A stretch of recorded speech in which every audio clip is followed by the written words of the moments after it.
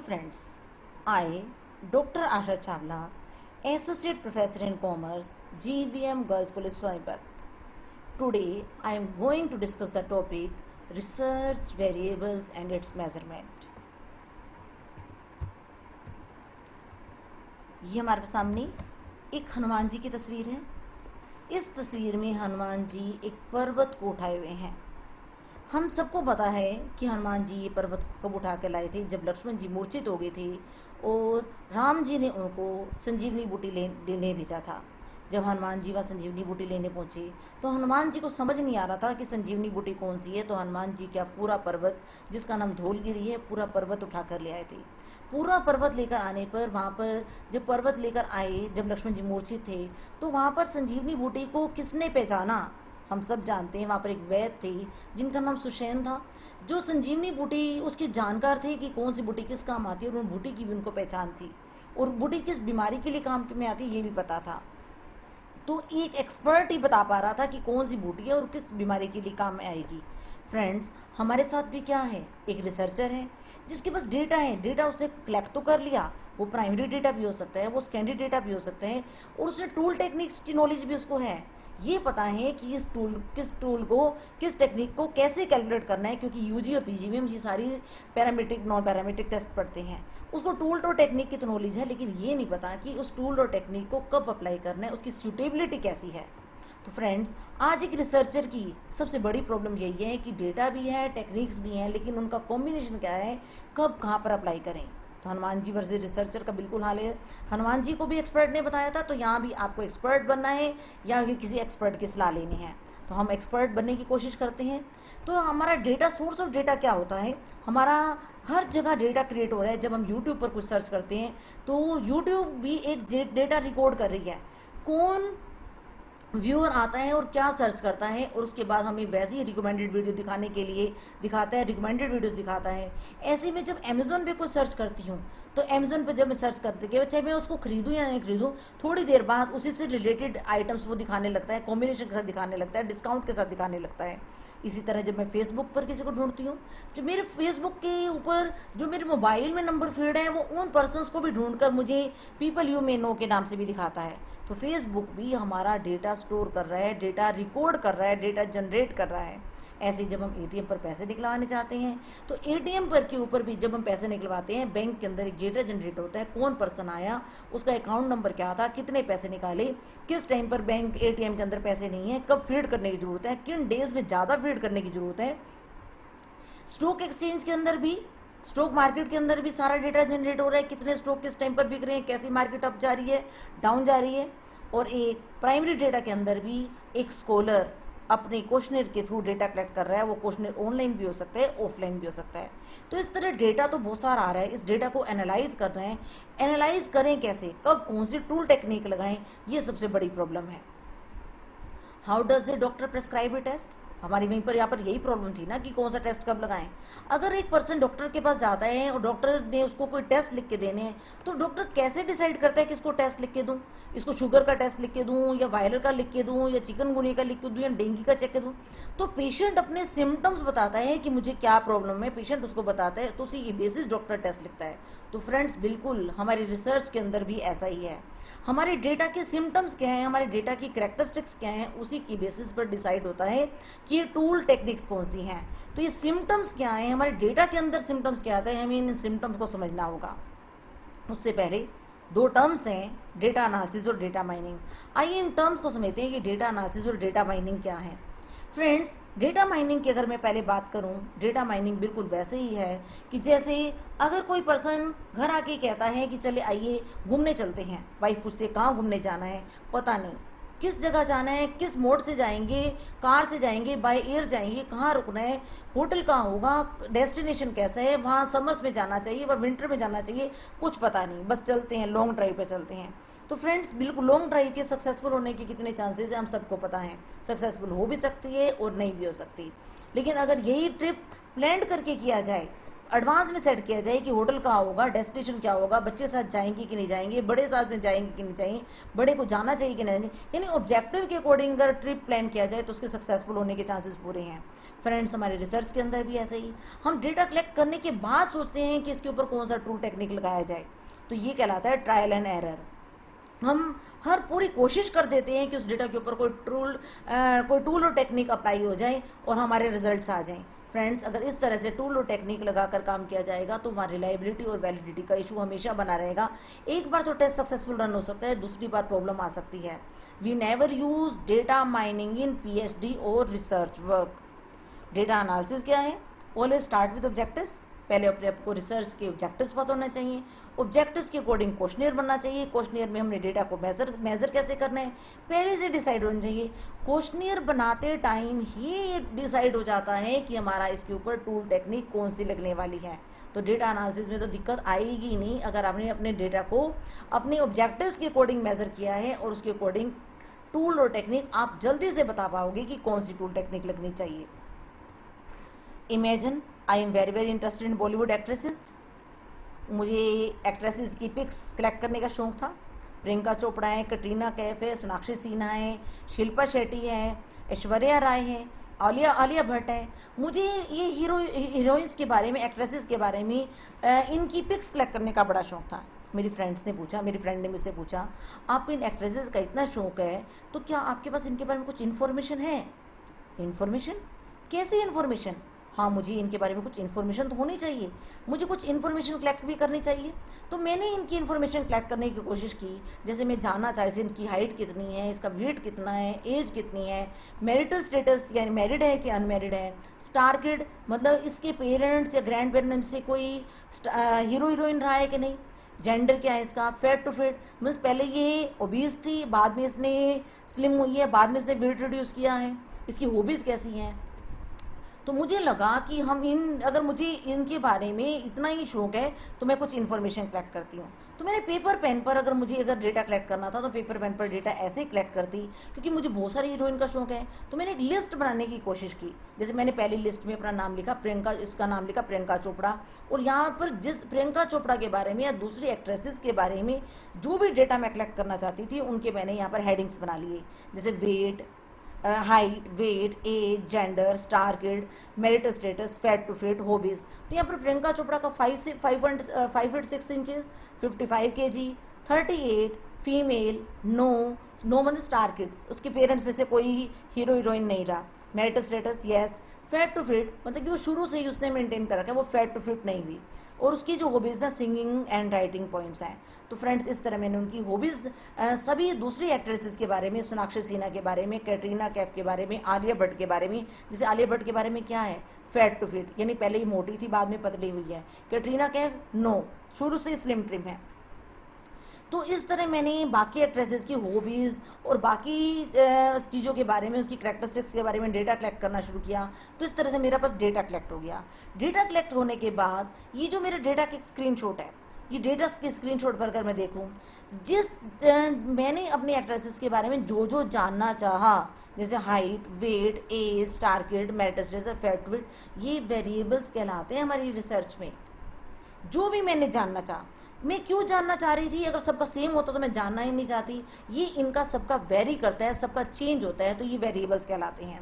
और जिनके बारे में मैंने डेटा कलेक्ट किया, मेरे केस में मैंने प्रियंका चोपड़ा एक्ट्रेसेस हैं, मेरे केस में ये जो एक्ट्रेसेस हैं ये केसेस कहलाएंगी। और अगर मैं ओवरऑल बात करूँ तो ये ओवरऑल डेटा मैट्रिक्स कहलाएगा। वेरिएबल और केसेस के बारे में थोड़ा सा और जानते हैं। Variables are feature of something और समवन। वेरिएबल्स फीचर होते हैं, जैसे मेरे केस में एज, हाइट, वेट, हॉबीज़ क्या हैं, फीचर्स हैं, और इन फीचर्स को अब हमारी रिसर्च के अंदर वेरिएबल्स कहते हैं। केसेस आर दैट समथिंग और समवन, जिसके बारे में कलेक्ट किया गया, जिसके बारे में, या मैंने एक्ट्रेसेस के बारे में कलेक्ट किया तो एक्ट्रेसेस मेरी केसेस और सब्जेक्ट हैं। All these actresses characteristics are variables and the actresses themselves are cases. Cases और सब्जेक्ट के बारे में और कुछ देखते हैं। केसेस में भी एन इंडिविजुअल, टीम, मैं डिफरेंट टीम्स के ऊपर डेटा कलेक्ट कर रही हूँ। मेरे पास डिफरेंट टीम की पाकिस्तान, ऑस्ट्रेलिया, जापान, इनकी क्रिकेट टीम के मैं डेटा कलेक्ट कर रही हूँ कि किस टीम ने कितने मैच जीते, कितने वर्ल्ड कप जीता, कितने हारे, कितना स्कोर है उनके, कितने प्लेयर्स कैसे हैं, तो मैं डेटा कलेक्ट करती हूँ। तो ये क्रिकेट टीम मेरा क्या रहेगा, केस और सब्जेक्ट होगा। ऐसे फुटबॉल टीम के ऊपर भी हो सकता है। इंस्टीट्यूशन, बैंक्स के ऊपर बहुत सारे सर्वे होते हैं, प्राइवेट बैंक्स के ऊपर भी हो सकते हैं, पब्लिक बैंक्स के भी हो सकते हैं। तो यहाँ पर मेरा बैंक्स क्या होगा, मेरा केस होगा। स्कूल भी हो सकते हैं, यूनिवर्सिटी भी हो सकते हैं। थिंग्स, फीचर्स ऑफ कार्स, अगर कार्स के ऊपर कोई सर्वे किया जाए, कार्स के फीचर्स के ऊपर सर्वे किया जाए, तो इस केस में कार जो एक थिंग है मेरा सब्जेक्ट और केस बन जाएगा। फीचर्स ऑफ लैपटॉप भी हो सकता है। डिसीजेस, डिसीजेस भी केस और सब्जेक्ट हो सकते हैं। जैसे कोरोना वायरस, डिफरेंट डिसीजेस के ऊपर मैं डेटा कलेक्ट कर रही हूँ कि डिफरेंट डिसीजेस के सिम्टम्स क्या होते हैं, उनका डेथ टोल क्या होता है, उनके रिकवरी रेट क्या होता है। तो इस तरह मैं अगर डिफरेंट डिसीजेस के ऊपर डेटा कलेक्ट करती हूँ तो ये डिसीजेस मेरा केसेस और सब्जेक्ट बन जाएगा। Country, impact of corona virus on different countries economy, हम बात कर रहे हैं कंट्रीज इकोनॉमी की। कोरोना वायरस का डिफरेंट कंट्रीज की, जैसे जापान का, ऑस्ट्रेलिया का, अमेरिका का, इंडिया का, डिफरेंट कंट्रीज की इकोनॉमी पर क्या इम्पैक्ट हुआ है। जैसे उसकी जीडीपी के बारे में, नेशनल इनकम के बारे में, एम्प्लॉयमेंट के बारे में, डेथ रेट के बारे में। अगर मैं कुछ डेटा कलेक्ट करती हूँ, मैंने डेटा कलेक्ट किसके बारे में किया, कंट्रीज़ के बारे में, कोरोना वायरस का इम्पैक्ट देखा, तो यहाँ पर मेरे डिफरेंट कंट्रीज़, मैं डिफरेंट कंट्रीज़ का डेटा कलेक्ट कर रही हूँ, तो कंट्रीज़ मेरे क्या हैं यहाँ पर, केसेस और सब्जेक्ट हैं। एनिमल्स, पेट्स और पेट्स, जिसमें डॉग, कैट, हॉर्स कुछ भी आ सकता है। मैं अगर कैट, इनके ऊपर डेटा कलेक्ट करती हूँ तो डॉग और कैट मेरे क्या बन जाएंगे, केसेस और सब्जेक्ट बन जाएंगे। जिसके बारे में डेटा कलेक्ट किया जाए वही मेरा केस या सब्जेक्ट होता है। आइए एक और टर्म डिस्कस करते हैं, वेरिएबल और कांस्टेंट। वेरिएबल जो वेरी करे, जैसे ये हाइट सब में वेरी कर रही है, वेट वेरी कर रहा है, एज वेरी कर रही है। अगर हम यहाँ पर जेंडर को देखें, मैं तो सभी एक्ट्रेसेस का डेटा कलेक्ट करने वाली थी, इन्फॉर्मेशन कलेक्ट करने वाली थी, मेरे उसमें तो कोई एक्टर है ही नहीं। क्या मुझे जेंडर का कॉलम बनाना चाहिए था? नहीं, जेंडर का कॉलम नहीं बनाना चाहिए था।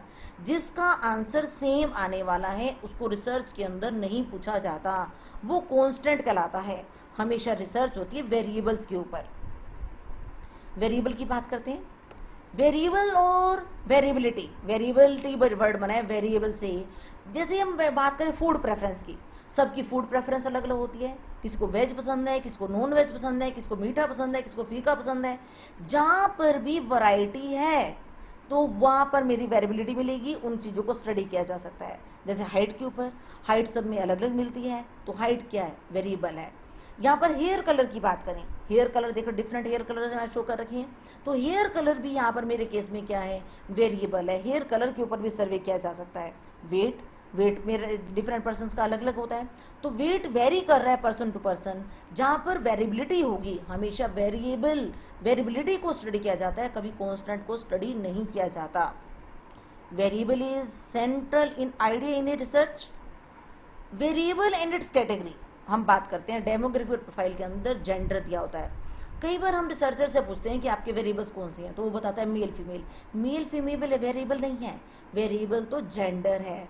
मेल फीमेल तो इसकी कैटेगरी है। अक्सर स्टूडेंट्स कंफ्यूज हो जाते हैं, वो बताते हैं मेरे वेरिएबल मेल फीमेल है। नहीं, मेल फीमेल तो इसकी कैटेगरी है। जेंडर एक वेरिएबल है, तो फ्रेंड्स हमें ध्यान रखना है कि जेंडर एक वेरिएबल है और इसकी कैटेगरी है मेल फीमेल। आइए डिस्कस करते हैं कुछ और एग्जाम्पल्स वेरिएबल्स की। जैसे रेजिडेंशियल स्टेटस, जहाँ पर भी मोर देन वन ऑप्शन होगी तो वो मेरा वेरिएबल है। Rural, urban, marital status, single, married, divorce, widow, family income 0 to billion rupees, age भी सब में अलग अलग हो सकती है।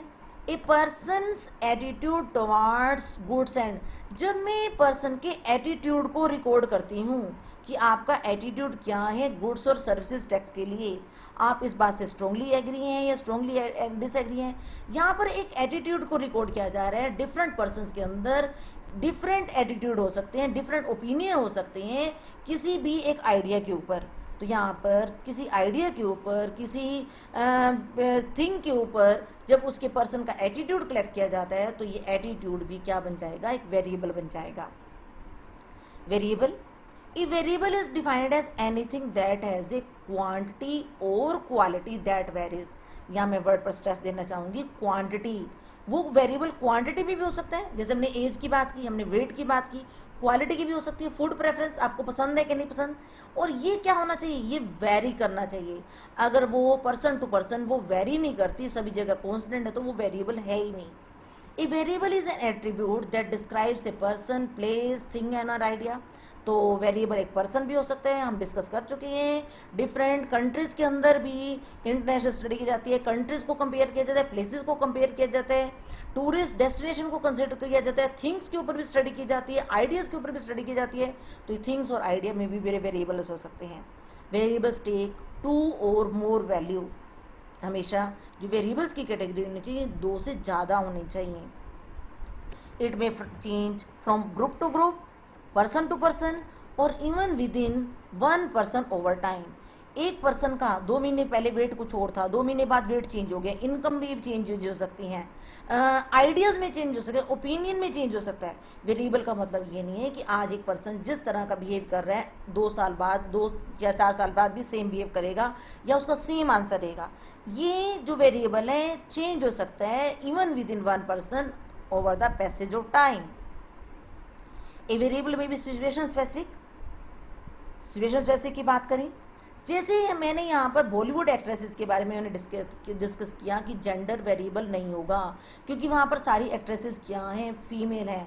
लेकिन अगर मेरी स्टडी बॉलीवुड स्टार्स के ऊपर है, स्टार्स मतलब क्या, एक्टर और एक्ट्रेसेस दोनों, तो इस केस में मेरा जेंडर वेरिएबल नहीं था। लेकिन अगर बॉलीवुड स्टार्स के ऊपर कोई रिसर्च किया जाता है, कोई सर्वे किया जाता है, तो मेरा जेंडर वेरिएबल होगा। तो वेरिएबल भी situation specific. Types of variable की बात करते हैं। क्वालिटेटिव, रिसर्च के अंदर, सॉफ्टवेयर के अंदर इसका नाम है नॉन मीट्रिक। क्वांटिटेटिव, इसका नाम है मीट्रिक। तो हम जहाँ पर जरूरत होगी, सॉफ्टवेयर के अकॉर्डिंग जैसे जरूरत होगी, इन वेरिएबल्स के दोनों नेम यूज़ करते हैं। क्वालिटेटिव को नॉन मीट्रिक और क्वांटिटेटिव को मीट्रिक वेरिएबल कहते हैं। हम बात करते हैं वेरिएबल्स की डिफरेंसेस की। क्वांटिटेटिव में जो वेरिएबल है, क्वांटिटेटिव वेरिएबल्स आर न्यूमेरिकल, जब हमारा आंसर एक फिगर की फॉर्म में आए, whose information that can be measured and written down with numbers. जैसे एग्जांपल, मैंने हाइट पूछी, आप कोई नंबर बताओगे, मैंने वेट पूछा, आप कोई नंबर बताओगे, मैंने इनकम पूछी, आप कोई नंबर बताओगे। जब आपका आंसर नंबर्स में आता है, फिगर्स में आता है, तो वो क्वांटिटेटिव वेरिएबल कहलाती हैं। क्वालिटेटिव की बात करते हैं। एक क्वालिटेटिव वेरिएबल्स के अंदर आप हमें कैटेगरी बताते हो। जैसे मैं यहाँ एग्जांपल लेती हूँ, जेंडर, मैंने पूछा मेल या फीमेल, आप एक कैटेगरी के लिए गैस करोगे, तो आप मेल होगे या फीमेल होगे। ये म्यूचुअली एक्सक्लूसिव होते हैं। मैरिटल स्टेटस, या मैरिड होगे या अनमैरिड होगे। जब आपका आंसर वर्ड्स में आए, जब आप किसी कैटेगरी को चूज करो, तो such type of variables are called qualitative. जहाँ पे एक और एग्जांपल भी है, टाइप्स ऑफ स्कूल, आप कौन से स्कूल में पढ़ते हैं, प्राइवेट या पब्लिक। तो यहाँ पर आंसर हमारा फिगर्स में नहीं आ रहा, न्यूमेरिकल नहीं आ रहा, यहाँ पर हमारा आंसर येस या नो में आ रहा है। हम किसी एक कैटेगरी को चूज कर रहे हैं। It describe data that fits into categories. Quantitative variables की types, discrete variable and continuous variable. Quantitative जो न्यूमेरिकल डेटा की हम बात कर रहे हैं। Discrete variable when data is taken from some counting process. अगर काउंटिंग प्रोसेस है, हम काउंट करते हैं 2, 4, 6, 8, तो हमारा वो डिस्क्रीट वेरिएबल कहलाते हैं। एग्जाम्पल है number of patient in different wards, number of nurses, number of hospital in different cities. Such type of variables are called discrete variables. Continuous की बात करें, when the data is taken from some measuring process, हम किसी device की help से उसको major कर रहे हैं। जैसे मैंने हाइट मेजर करनी है, हमारे पास एक टेप रहता है। समवन कैन बी 170 सेंटीमीटर, 171, कोई अपनी हाइट डेसिमल्स में 4 प्लेसेस 3 प्लेसेस तक भी बता सकता है। तो यहाँ पर एक मेजरिंग प्रोसेस रहती है, और मेजरिंग प्रोसेस में कितनी ऑप्शंस बनेंगी, इनफाइनाइट रीजन ऑफ वैल्यूज रहता है। सम मोर एग्जाम्पल, वेट हो सकता है, टेम्परेचर हो सकता है, यूरिक एसिड हो सकता है, ब्लड प्रेशर हो सकता है, इनकम हो सकती है। जब हमारा डेटा फ्रैक्शंस में, डेसिमल्स में, जहाँ पर आंसर आने के चांसेस रहते हैं और आंसर रिप्लाई होते हैं, तो such variables are called continuous variable. Qualitative non metric को हम डिस्कस कर चुके हैं। कैटेगोरिकल वेरिएबल कहलाते हैं, न्यूमेरिकल नहीं होते। आपको एक कैटेगरी में एब्सेंस और प्रेजेंस रहती है, जेंडर मेल और फीमेल, मैरिटल स्टेटस है, नेचर है, हेल्पफुल है, नॉट हेल्पफुल है, स्मोकिंग है, आप स्मोकर हो या नहीं हो। तो यहाँ पर जो आंसर आता है हमेशा वर्ड्स में आता है। आप एक कैटेगरी के लिए टिक करते हैं, येस या नो को टिक करते हैं। आइए बात करें मेजर ऑफ सेंट्रल टेंडेंसी की, जो हमने यूजी और पीजी लेवल पर पढ़े थे। हमें बड़े अच्छे तरीके से बताया जाता था mean, median, mode, geometric mean, harmonic mean को कैसे कैलकुलेट करते हैं। आइए देखते हैं एक एग्जाम्पल की हेल्प से। Calculate mean. फ्रेंड्स यहाँ पर मैं आपको मीन कैलकुलेट करने के लिए कहती हूँ। यहाँ पर मेरी बोर्ड छोटी सी फिगर है 1 2 3 4 5। अगर आप इसका टोटल निकाल कर जितनी फिगर्स हैं, फिगर्स कितनी है 5, तो हम इजिली निकाल सकते हैं मीन क्या आएगा 3 आएगा। लेकिन ये डेटा है किस चीज़ का, इसका हेडिंग क्या है, ये एक्स जो है क्या, ये रोल नंबर है। रोल नंबर एक आईडी होती है। क्लास में जब मैं रोल नंबर 1 कॉल करूंगी तो वहाँ पर कोई स्टूडेंट खड़ा होगा। फॉर एग्जांपल रोल नंबर 1 पे सीमा खड़ी होती है, रोल नंबर 2 पे प्रीति है, रोल नंबर 3 पर ओम है, रोल नंबर 4 पे दीपक है, रोल नंबर 5 पे मंजू है। यहाँ पर जो रोल नंबर है 5 इज नॉट सुपीरियर या 5 इज नॉट ग्रेटर देन 4, ये एक आईडी है। यहाँ पर इनके नेम्स हैं, हम कभी इनका टोटल नहीं कर सकते। क्या हम इन पर्सन्स का टोटल कर सकते हैं? जब टोटल नहीं कर सकते तो यहाँ पर मीन भी नहीं निकल सकता। तो फ्रेंड्स हमारी जो फिगर्स हैं, आपको एक कोड दे दिया जाता है, एक आईडी दे दी जाती है, तो आपने कभी भी कोड का, कभी भी आईडीज का मीन नहीं निकालना। तो एक सिंपल सी बात हम यह समझ रहे हैं कि फिगर्स में होने के बावजूद भी इनका मीन निकालना गलत होगा। एक और एग्जाम्पल डिस्कस करते हैं। Which class is more intelligent. यहाँ पर मेरे पास 2 सेक्शंस का डेटा है, दोनों सेक्शन को मैं ही पढ़ाती हूँ। तो यहाँ पर मैंने जब सेक्शन ए का मीन निकाला तो ये मीन आ रहा था 54.8181 और सेक्शन बी का निकाला तो आ रहा था 56.545। क्या आप मुझे बता सकते हैं कि कौन सी क्लास इंटेलिजेंट है? अगर मीन के बेसिस पर कहें तो इसकी एवरेज ज़्यादा आ रही है, तो ये कहना चाहिए कि क्लास बी ज़्यादा इंटेलिजेंट है। लेकिन अगर यहीं पर मैं इनका मीडियन निकाल दूँ तो क्लास ए का मीडियन आ रहा है 77 और क्लास बी का मीडियन आ रहा है 45। मीडियन क्या करता है, डेटा को एक ऑर्डर में सेट करके उसकी मिड टर्म को बारे में बताता है। Median is a mid term which divides A series in 2 equal part. First part is less than median and second part is more than median. अगर हम इस एग्जाम्पल को यहाँ पर समझें तो मेरी क्लास में 50% बच्चे क्लास ए में 50% बच्चे ऐसे हैं जिनके मार्क्स 77 से ज़्यादा हैं। लेकिन अगर हम क्लास बी की बात करें तो यहाँ पर 50% बच्चे ऐसे जिनके मार्क्स 45 से ज़्यादा हैं। फ्रेंड्स यहाँ पर हम समझ ही रहे हैं। तो यहाँ पर कौन सी क्लास इंटेलिजेंट है? क्लास ए इंटेलिजेंट है। तो फ्रेंड्स हम यहाँ पर कभी भी इंटेलिजेंस चेक करनी हो तो वहाँ पर मीन नहीं निकालते, वहाँ पर मीडियन निकालते हैं। मेजर ऑफ सेंट्रल टेंडेंसी का एक और एग्जांपल लेते हैं। यहाँ पर मेरे पास एक 5 लोगों का ग्रुप है, 5 पर्सन्स का एक ग्रुप है। मैंने इन सबसे इनकी इनकम के बारे में पूछा तो इन्होंने इनकम का मुझे रिप्लाई किया 32,000। सारा जो ग्रुप था एक जैसा ग्रुप था, तो इसका मीन था 33,000 और मीडियन भी कितना निकल कर रहा 33। हम वेरिएबिलिटी थी 33, सैलरी भी थी 35 भी थी। तो जब मैंने इसका मीन निकाला तो मीन आ रहा 33,000 और मीडियन आ रहा था 33,000। इस ग्रुप को सलमान खान ने ज्वाइन कर लिया। जब ग्रुप को ज्वाइन किया तो मीन निकालना है, हम यहाँ पर 6 पर्सन्स हो गए हैं। तो जब यहाँ पर सलमान खान की सैलरी पूछेगी, इनकम पूछेगी, तो उसने बताई 3 करोड़। 3 करोड़ को इंक्लूड करके 6 पर्सन को इंक्लूड कर 6 पर्सन्स के बेसिस पर जब इसका मीन निकाला गया तो ये आया 50,27,500, लेकिन मीडियन वही रहा। तो फ्रेंड्स ये सलमान खान की सैलरी ने क्या किया, मीन को इन्फ्लेट कर दिया। ये जो सलमान खान है इस ग्रुप से मैच नहीं करता, इस ग्रुप को रिप्रेजेंट नहीं करता। सलमान खान को इस ग्रुप में इंक्लूड नहीं करना चाहिए था। ऐसा भी हो सकता है कि एक बैगर होता, इस ग्रुप को ज्वाइन कर लेता, बैगर की सैलरी थी 0, तो वो बैगर क्या करेगा, इसके मीन को क्या कर देगा, डिफ्लेट कर देगा। Salman Khan is an outlier in this distribution. Salman Khan की बजाय कहना चाहिए Salman Khan salary is outlier in this distribution. It makes more sense to compute median. हाँ, अगर हमें इस डेटा का सेंट्रल टेंडेंसी निकालनी भी हो तो इस केस में हम मीन नहीं निकालते। जब हमारे आउटलायर्स होते हैं, एक्सट्रीम वैल्यूज होती हैं, तो वहाँ पर हम मीन नहीं निकालते, तो वहाँ पर हम मीडियन निकालते हैं। It makes more sense to compute median than the mean to describe the centre of distribution. अगर हम डिफरेंट एवरेजेस की बात करें, जैसे मैं स्टार्टिंग से आपको बता रही थी, मीन है, मीडियन है, मोड है, ज्योमेट्रिक मीन है। हर एवरेज की अपनी एडवांटेजेस हैं और अपनी डिसएडवांटेजेस हैं।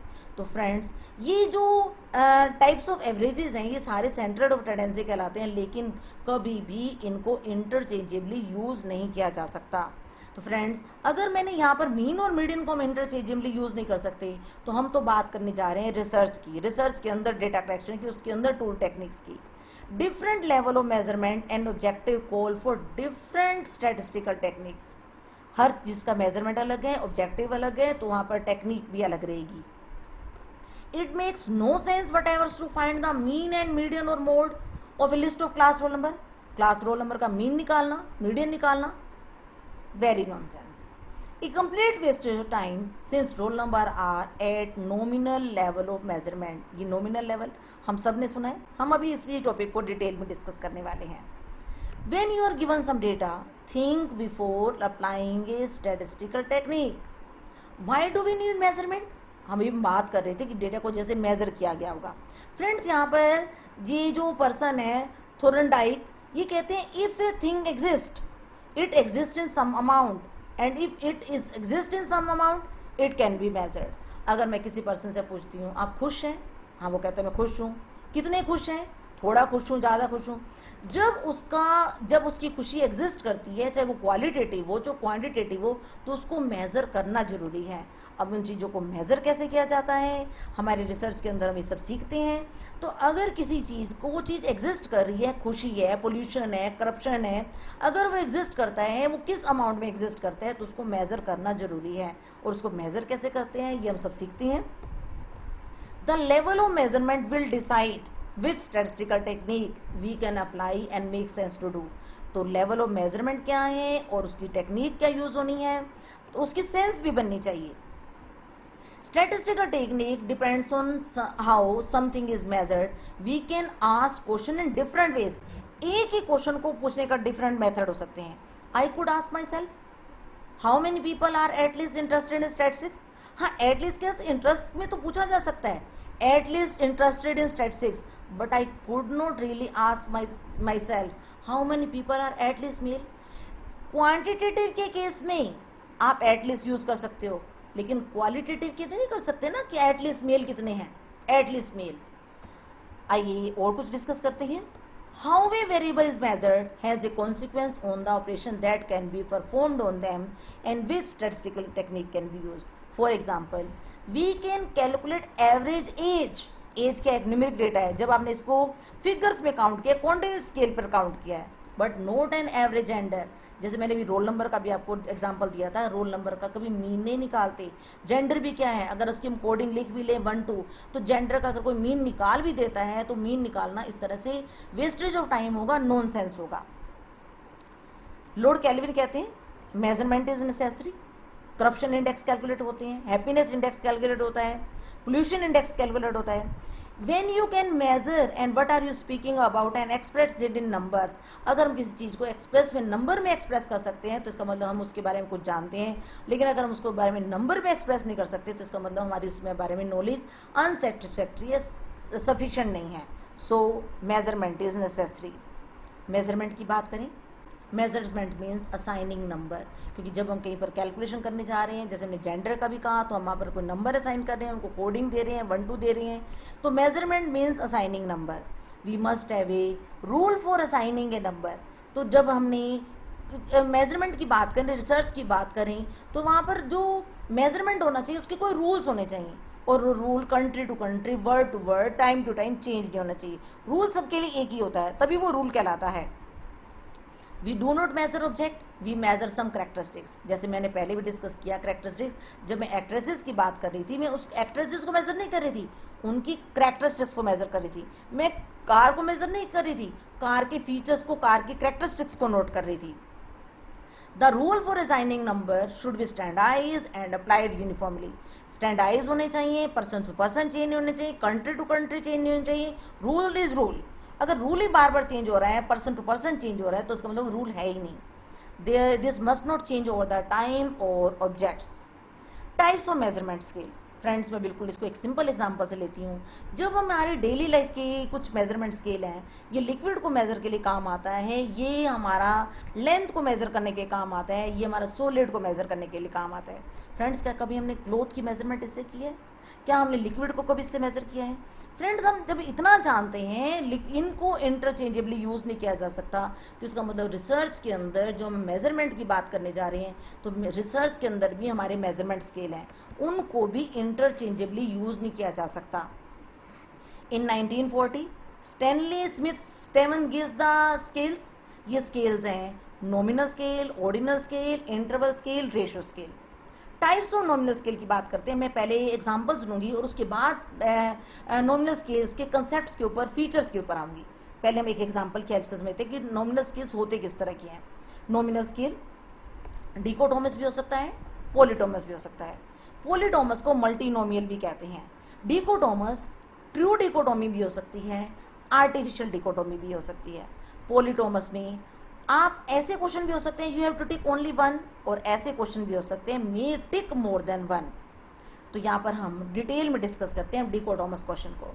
फ्रेंड्स, अगर किसी क्वेश्चन की ऑप्शन में आपके पास सिर्फ 2 ही ऑप्शंस हैं, जैसे आर यू मैरिड, यस या नो, तो such questions are called डिकोटोमस।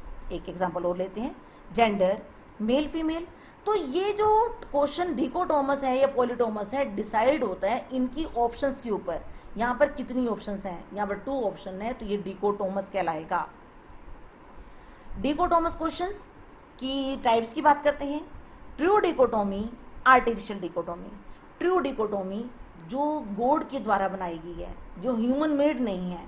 True dichotomy का एग्जांपल लेते हैं, जैसे मैंने कहा प्रेग्नेंट और नॉट प्रेग्नेंट, या तो कोई एक लेडी प्रेग्नेंट होगी या नहीं होगी, मीन्स ऐसा नहीं है बिड प्रेग्नेंट। जैसे मैं डेड और अलाइव की बात करती हूँ, 1% डेड होगा या अलाइव होगा, ऐसा नहीं होगा कुछ परसेंटेज से डेड है और कुछ परसेंट से अलाइव है, या वो तो एक कैटेगरी में होगा या नहीं होगा।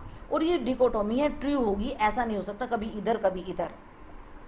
लेकिन अगर हम आर्टिफिशियल डिकोटोमी की बात करें, पास और फेल, हर यूनिवर्सिटी का रूल रेगुलेशन अलग अलग होते हैं। जैसे अब कोरोना वायरस चल रहा है, इस कोविड-19 के अंदर पास फेल का क्राइटेरिया चेंज कर दिया गया है। ये रूल सीए के लिए अलग होते हैं, तो हर यूनिवर्सिटी के लिए अलग होते हैं। जब डिकोटोमी जो क्रिएट की जाती है, पर्सन के द्वारा क्रिएट की जाती है, अथॉरिटी के द्वारा क्रिएट की जाती है, तो यहाँ पर जैसे डिकोटोमी को कहते हैं आर्टिफिशियल डिकोटोमी।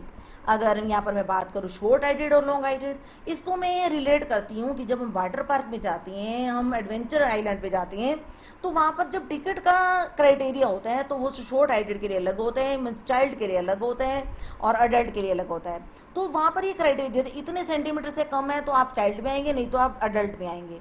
तो वहाँ पर ये हर वाटर पार्क के लिए अलग अलग है। जब हर वाटर पार्क अपनी अलग से डिसाइड करता है तो ये आर्टिफिशियल डिकोटोमी कहलाती है। यहाँ पर हम खुद डिसाइड नहीं करते या तो ये प्रेग्नेंट होगा या नॉट प्रेग्नेंट। फ्रेंड्स, ये हम सब क्यों डिस्कस कर रहे हैं, ट्रू डिकोटोमी और आर्टिफिशियल डिकोटोमी? फ्रेंड्स, जब हम आगे हम कोरिलेशन डिस्कस करेंगे, कोरिलेशन जब हम बाय सीरियल और पॉइंट बाय सीरियल कोरिलेशन करेंगे, तो वहाँ ये चीज़ें हमारी काम आएंगी कि यार ट्रू डिकोटोमी है तो हमारा टेस्ट अलग है, जब आर्टिफिशियल डिकोटोमी है तो हमारा टेस्ट अलग है। पॉलीटोमस और मल्टीनोमिनस क्वेश्चन की बात करते हैं। What is your religion? यहाँ पर देखिए जो ऑप्शंस हैं, हिंदू, मुस्लिम, सिख, क्रिश्चियन। पहले जो मैंने एग्जांपल दिया था जेंडर में मेल और फीमेल था, वहाँ पर 2 ऑप्शन थी तो वो डिकोटोमस था। यहाँ पर मोर देन 2 ऑप्शंस हैं तो ये पॉलीटोमस है। जब हमारे क्वेश्चन के अंदर मोर देन 2 ऑप्शंस हो तो ये पॉलीटोमस या मल्टीनोमिनल कहलाता है। कुछ और एग्जाम्पल लेते हैं पॉलीटोमस में। मे टिक मोर देन वन, कैसा example? Which newspaper do you read? आप कौन सा न्यूज़पेपर? अगर मैं अपनी बात करूँ, मैं 2 न्यूज़पेपर रीड करती हूँ। कोई स्टूडेंट की बात करें तो वो 1 न्यूज़पेपर रीड करता है। तो यहाँ पर है मे tick more than one. Friends, अगर ये भी देखिए, ये वाला क्वेश्चन दोबारा से देखते हैं। यहाँ पर हमने क्या है, अगर किसी पर्सन को ऑप्शन तो 2 से ज़्यादा थी, लेकिन एक पर्सन यहाँ पर 1 से ज़्यादा पर टिक नहीं कर सकता, तो उसको किसी एक पर टिक करना है। तो ऐसे क्वेश्चन क्या है, ओनली टिक वन। ये भी नॉमिनल स्केल का है, लेकिन यहाँ पर अगर हम क्वेश्चन देखें, ये भी नॉमिनल स्केल का है, लेकिन उस पर्सन को चॉइस है, हम उसको ऑप्शन दे रखी है you may tick more than one. एक एग्जांपल और लेते हैं। Immediately after aerobics exercising I generally feel exhausted, thirsty, sweaty, overheated, nauseous. मैं थ्रस्टी और स्वेटी 2 फील करती हूँ, मैं 2 पे टिक कर रही हूँ। कोई पर्सन है 3 पे टिक कर रहे हैं, एग्जॉस्टेड, थ्रस्टेड, स्वेटी। तो इस टाइप के क्वेश्चंस को फ्रेंड्स, हम जो नॉमिनल स्केल के क्वेश्चन है इनको हैंडल करने का तरीका अलग अलग है। मैं आगे की सीरीज में इन क्वेश्चंस को डिटेल में डिस्कस करूंगी कि इन क्वेश्चंस को कैसे हैंडल किया जाता है। ऑप्शंस इन ऑनलाइन फॉर्म, जब हम गूगल फॉर्म बनाते हैं या ऑनलाइन फॉर्म बनाते हैं तो वहाँ पर हमारे पास ऑप्शन होती है रेडियो बटन की और चेक बॉक्स की। फ्रेंड्स, अभी हम बात कर रहे थे ओनली टिक ओनली वन। जब हमने रिस्पोंडेंट को, पार्टिसिपेंट को ऑप्शन देनी है कि आप सिर्फ एक पर टिक करेंगे, तो उन क्वेश्चन के लिए हमें रेडियो बटन चूज करना चाहिए। लेकिन जहाँ पर हमने उसको टिक करने की मोर देन वन की ऑप्शन देनी है, तो उन क्वेश्चन के लिए हमें चेक बॉक्स को चूज करना चाहिए। Open question that ask for text. Friends, यहाँ पर मेंशन मैं कर रही हूँ, स्ट्रेस दे रही हूँ टेक्स्ट पर। यहाँ पर जब आप सामने वाले को ऑप्शन नहीं दे रहे, लेकिन आप उसको टेक्स्ट लिखने के लिए कह रहे हैं, जेंडर में या तो वो मेल भरेगा या फीमेल भरेगा, यहाँ पर कोई फिगर नहीं आने वाली। जब आपका आंसर टेक्स्ट में आए तो वो भी हमारे नॉमिनल स्केल के क्वेश्चन होते हैं। विच न्यूज़पेपर डू यू रीड, यहाँ पर विच है, आपको एक न्यूज़पेपर का नाम लिखना है, वर्ड्स की फॉर्म में लिखना है। तो फ्रेंड्स अभी मैंने आपको बहुत सारे एग्जाम्पल दिए नॉमिनल स्केल के। Some more example of nominal scale, players number allotted while playing. आपने देखा होगा टीवी पर हम सभी मैच देखते हैं, मैच में देखते हैं कि उन प्लेयर्स की टी शर्ट के बैक में एक नंबर लिखा होता है।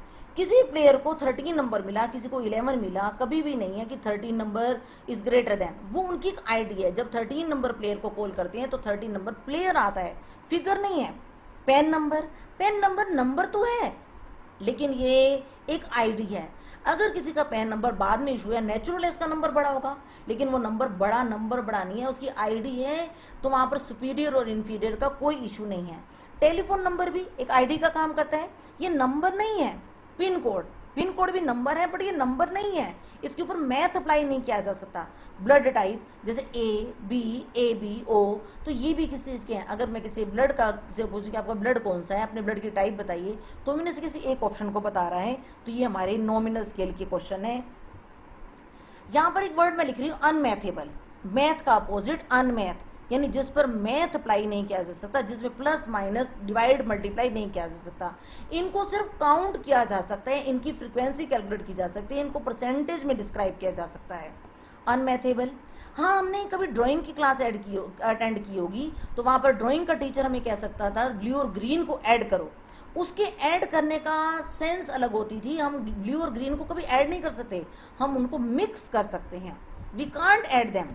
लेकिन लैंग्वेज में कई बार चलता है कि हम कहते हैं उनको ऐड कर दो, लेकिन यहाँ पर जो वर्ड है प्रॉपर वर्ड है मिक्स है। तो बिल्कुल ऐसे ही अगर कोई मेल और फीमेल है, मेल और फीमेल ऐड नहीं हो सकते, लेकिन उनको जो कोड्स दिए जाते हैं उन कोड्स को सिर्फ काउंट किया जा सकता है। Numbers or codes assigned to qualitative variables for data analysis will be classified as qualitative variables despite the quantitative classification।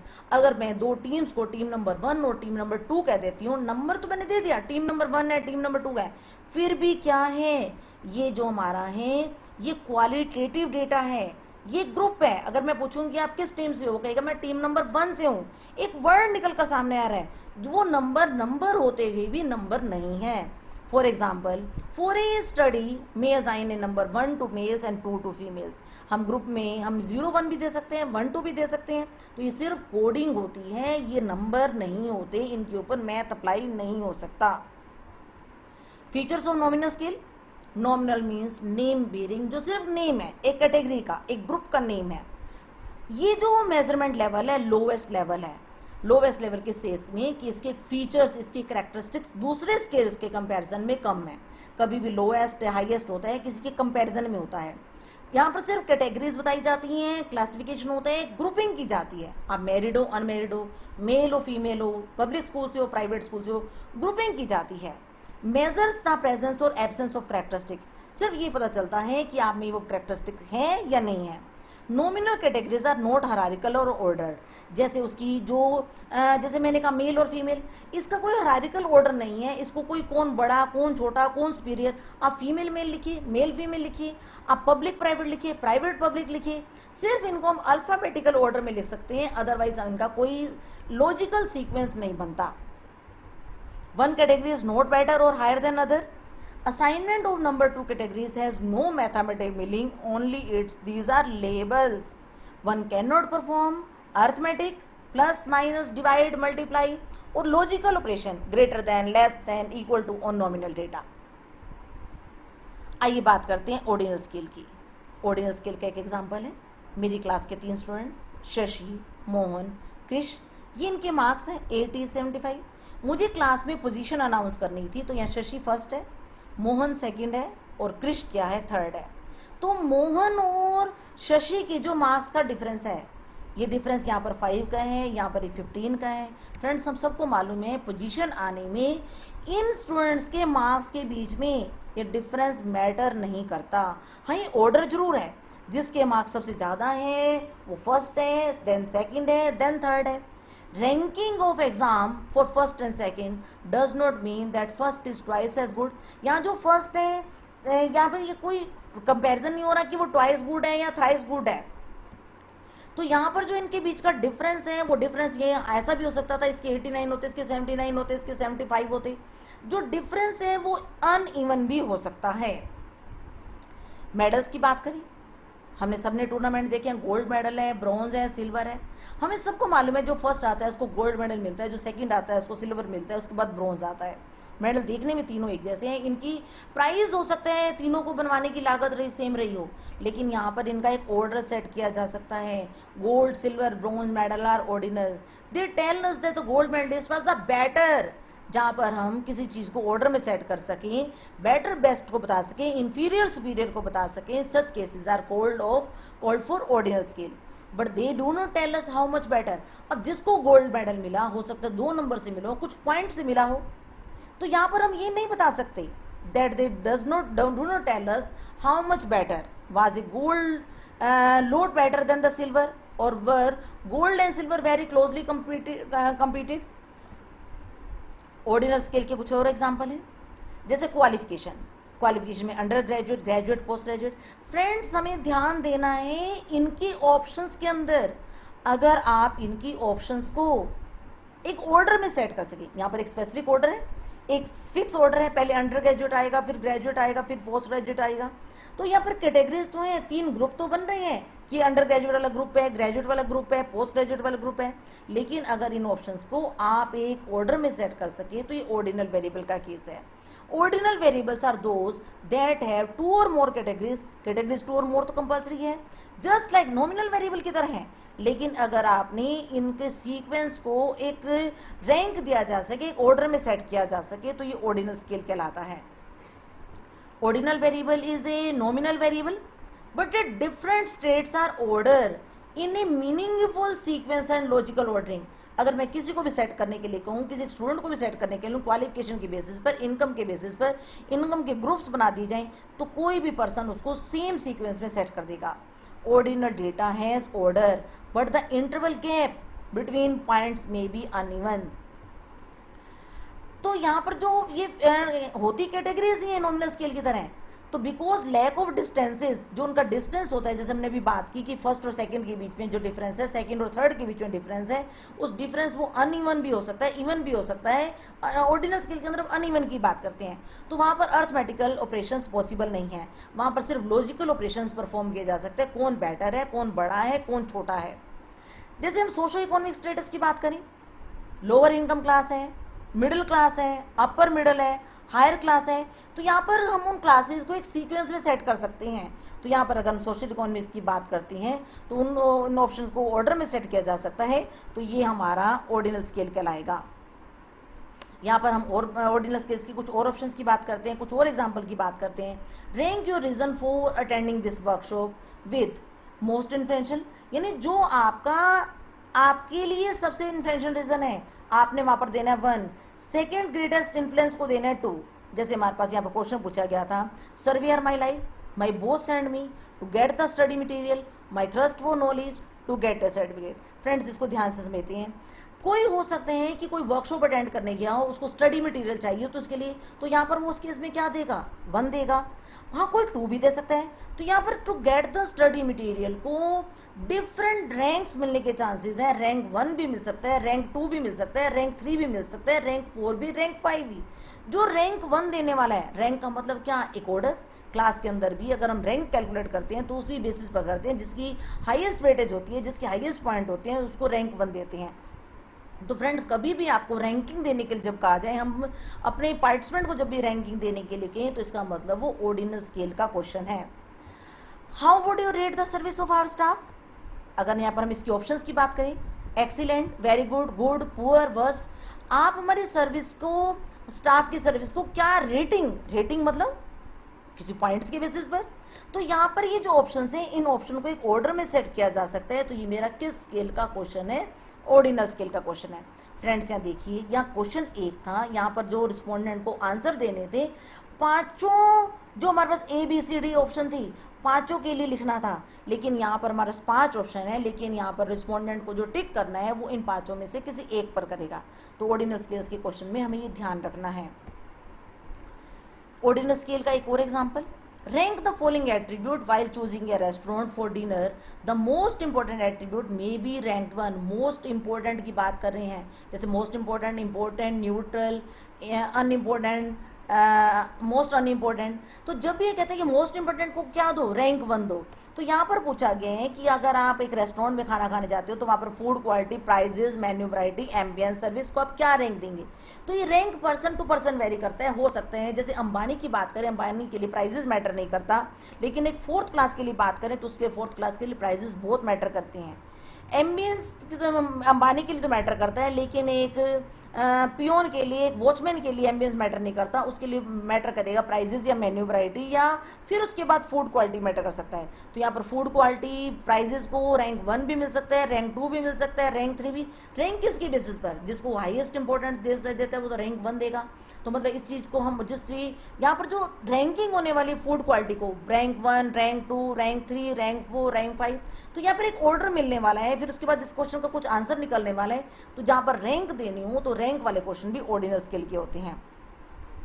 यहाँ पर हम एक बात देखते हैं, हमारे यहाँ पर कुछ डिशेस दिखाई दी गई हैं. अगर किसी पर्सन को, किसी एक बच्चे को दिखाया जाता है कि आपको इसमें से क्या खाना पसंद है, उसको एक एक डिश करके दिखाई जाती है. वो किसी के लिए कहते हैं डिस्गस्टिंग, किसी के लिए कहते हैं अनएपेटाइजिंग, फिर कहते हैं न्यूट्रल, किसी के लिए टेस्टी, किसी के लिए डिलीशियस. तो फ्रेंड्स, अगर मैं यहाँ पर इसके उसके आंसर्स को देखूँ, क्या इन आंसर को एक सीक्वेंस में सेट किया जा सकता है? बिल्कुल. ये सबसे उसको कम पसंद है, फिर थोड़ा सा ज़्यादा, फिर ये बिल्कुल उसमें बीच का, फिर उससे ज़्यादा. तो अगर हमारी ऑप्शंस को एक सीक्वेंस में, एक लॉजिकल ऑर्डर में सेट कर सके तो ये ऑर्डिनल स्केल्स के क्वेश्चंस कहलाते हैं. जैसे यहाँ पर हम पेन की बात करें, पेशेंट से पेन के बारे में पूछा गया. No pain, mild pain, moderate pain, severe pain. यहाँ पर इन ऑप्शंस को ऑर्डर में सेट किया जा रहा है. जब ऑर्डर में सेट किया जा रहा है तो such questions are called ordinal scale. Friends, हम ये जो बात कर रहे हैं ऑर्डिनल स्केल की या नॉमिनल स्केल्स की, ये पहचानना, ये सिम्टम्स, ये करैक्टरिस्टिक्स को पहचानना क्यों जरूरी है? क्योंकि बाद में जब हम टूल टेक्निक्स की बात करेंगे, सबसे पहले वो हमारे से पूछेगा कि आपका जो कैटेगोरिकल क्वेश्चन है वो कौन सा है, नॉमिनल है या ऑर्डिनल है. हमें ये तो पता चल गया कि आंसर वर्ड्स में आ रहा है, फिगर में आ रहा है, लेकिन वर्ड्स में आने के बाद भी उसमें से वो क्वेश्चन आपका नॉमिनल है या ऑर्डिनल है. तो नॉमिनल और ऑर्डिनल को डिसाइड करने के बाद उसका टूल टेक्निक डिसाइड होगा कि यहाँ पर कौन सा टूल टेक्निक लगेगा. कुछ और एग्जांपल है, जैसे शर्ट साइज की हम बात करते हैं, S, M, L, XL, double XL, तो हम एक ऑर्डर में सेट कर पा रहे हैं. एजुकेशन की बात की, इनकम की बात की, यहाँ पर देखिए इनकम कैटेगरीज हैं, लेस देन 20,000, 20 to 4, तो लेस, यहाँ पर इनका एक ऑर्डर है. लेस देन 20,000 वाला पहले आएगा, 20 to 40,000 वाला, अबव 40,000 वाला. यहाँ पर हो सकता है कोई पर्सन जिसकी सैलरी 1,000 रुपये है तो वो लेस देन 20,000 पर टिक करेगा, किसी की 39,000 है वो बी पर टिक करेगा. तो फ्रेंड्स, देखने की बात है कि वहाँ से जिसकी सैलरी सिर्फ 1,000 रुपीज़ थी और जिसकी 39,000 थी, तो यहाँ पर जो डिफरेंस है, डिफरेंस का इवन होना जरूरी नहीं है, it may be uneven. Age group की बात करते हैं, चाइल्ड है, टीन है, अडल्ट है, सीनियर सिटीजन है, तो ये ऑर्डर में सेट किया जा रहा है. ये बढ़ रहे हैं, चाइल्ड से छोटा, टीन उससे बड़ा, अडल्ट उससे बड़ा, सीनियर सिटीजन उससे बड़ा. तो ये हमारा किस चीज़ का एग्जाम्पल है? ऑर्डिनल स्केल का एग्जाम्पल है. ग्रेड्स की बात करते हैं, ग्रेड्स हैं ABCD. अगर आपके टीचर आपको ग्रेड देता है तो नेचुरल है, A ग्रेड वाला सुपीरियर है B से, B वाला सुपीरियर है C से. अगर फ्रेंड्स मैं यहाँ पर बात करूँ मैं ब्लड ग्रुप की जब हम A और B की बात कर रहे थे तो वहाँ पर वो नॉमिनल स्केल का क्वेश्चन था, वो नॉमिनल ऑप्शंस थी. लेकिन ये जब हम ग्रेड्स की बात है तो ब्लड के केस में, ब्लड टाइप के केस में A और B में कोई सुपीरियर या इंफीरियर नहीं है. लेकिन ग्रेड्स के केस में मैं कह सकती हूँ जिसको A ग्रेड मिला है तो उसको ज़्यादा मार्क्स मिले होंगे. Features of ordinal scale indicates order और ranking, unknown distance between ranking, interval from one rank to the next are the not the same, the distance is not meaningful, exist in rank order, hierarchy और sequence होता है. जैसे हम ये बात कर रहे थे हायरार्की और सीक्वेंस की, पहले टीन था, फिर इस तरह से हमारे जो चाइल्डहुड की स्टेजेस हमने क्रॉस की, तो उसके इसको एक ऑर्डर में सेट कर सकते हैं. जैसे इनकम का क्वेश्चन था, क्वालिफिकेशन का क्वेश्चन था, तो उसको एक ऑर्डर में, एक हायरार्की में, एक सीक्वेंस में सेट किया जा सकता है. हाईएस्ट टू लो हो सकते हैं, best to worst, first to last. Ranking has no absolute zero. Friends, इस टॉपिक को, इस टर्म को मैं बाद में डिस्कस करने वाली हूँ, डिटेल में डिस्कस करने वाली हूँ कि एब्सोल्यूट जीरो क्या होता है, आर्बिट्रेरी जीरो क्या होता है. और more sensitive than nominal data but still lacking in precision, जैसे हमने बात की नॉमिनल स्केल्स के उसमें सबसे कम फीचर, इसलिए वो लोवेस्ट स्केल कहलाता है। लेकिन ऑर्डिनल स्केल में जो फीचर्स होते हैं नॉमिनल स्केल से ज़्यादा होते हैं, लेकिन फिर भी ये फिगर्स जो हमारे पास जो आंसर आ रहे हैं वर्ड्स में आ रहे हैं, क्वालिटेटिव डेटा है, इसमें कुछ कमी रह जाती है, फिर भी इसके ऊपर भी हम मैथमेटिकल फंक्शंस अप्लाई नहीं कर सकते, हाँ लॉजिकल फंक्शंस अप्लाई कर सकते हैं। आइए बात करते हैं इंटरवल स्केल की। The interval scale is third level scale. Level की बात करें, लेवल जैसे लेवल अप होता है ना, तो लेवल पहले वाले लेवल से बेटर होता है। It is defined as quantitative measurement scale in which difference between the two variable is meaningful.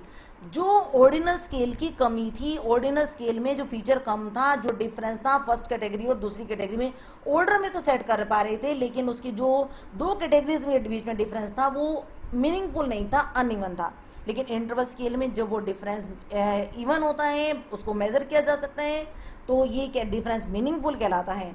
In other words, the variables are measured in exact manner, not as in relative way in which presence of zero is arbitrary। अभी जो मैं बात कर रही थी कि वहाँ पर लिखा हुआ था no absolute zero, लेकिन यहाँ पर लिखा हुआ है presence of zero is arbitrary। इस बात को भी हम समझेंगे कि जीरो arbitrary और क्या है, true zero versus arbitrary zero. Friends, यहाँ पर मैंने बात की एक ड्रेस साइज की। एक न्यू बोर्न बेबी के लिए मैं जब मार्केट में ड्रेस लेने जाती हूँ, मैं कहती हूँ 0 नंबर की ड्रेस दिखा दो। 0 नंबर की ड्रेस, वर्ड तो 0 है, 0 नॉर्मली समझाता है नॉट प्रेजेंट, लेकिन ड्रेस वो प्रेजेंस है, ड्रेस एग्जिस्ट करती है। लेकिन जब हम यहाँ पर मार्क्स की बात करूँ, अगर किसी स्टूडेंट के मार्क्स 0 आते हैं 100, तो यहाँ पर ये एज्यूम नहीं है, ये रियलिटी में 0 है। लेकिन इस ड्रेस के केस में ये है, ये क्या है, एज्यूम्ड है, आर्बिट्रेरी है। तो फ्रेंड्स, ये वाला 0 है, जो बैंक बैलेंस 0 है या मेरे मार्क्स 0 हैं, तो ये जो 0 है, मेरी एरिया में कोई केमिस्ट शॉप नहीं है, तो ये ट्रू 0 है। लेकिन हम ड्रेस साइज की बात करें, मैं टेम्परेचर की बात करूं, 0 डिग्री टेम्परेचर है, तो ये आर्बिट्रेरी 0 कहलाता है। तो फ्रेंड्स, आप समझ गए होंगे कि ट्रू 0 और आर्बिट्रेरी 0 में डिफरेंस क्या है। इंटरवल स्केल्स दो अलग अलग कंडीशंस में अप्लाई होता है। एक होता है प्योर साइंसेज, जिसके अंदर आते हैं हमारे फिजिक्स, केमिस्ट्री, बायोलॉजी वगैरह, और एक और आता है हमारा सोशल साइंसेज के अंदर। अगर मैं बात करूं टेम्परेचर को मेजर करने की, टेम्परेचर को फ़ारेनहाइट में मेजर किया जा सकता है, टेम्परेचर को सेल्सियस में मेजर किया जाता है। जो लिक्विड होते हैं उनका एक पीएच लेवल होता है। तो फ्रेंड्स, अगर हम टेम्परेचर की बात करें, अगर हम किसी का फीवर चेक करें, तो हमारा, या हम एटमोसफेयर की भी उसमें बात करें, तो इसके अंदर हमारा रहता है, देखो 5 डिग्री सेंटीग्रेड या 41 डिग्री फ़ारेनहाइट। तो यहाँ पर अगर हम बात करें, अगर सेम चीज़ को हम फ़ारेनहाइट में भी एक्सप्रेस कर सकते हैं और सेम चीज़ को हम सेंटीग्रेड में भी एक्सप्रेस कर सकते हैं।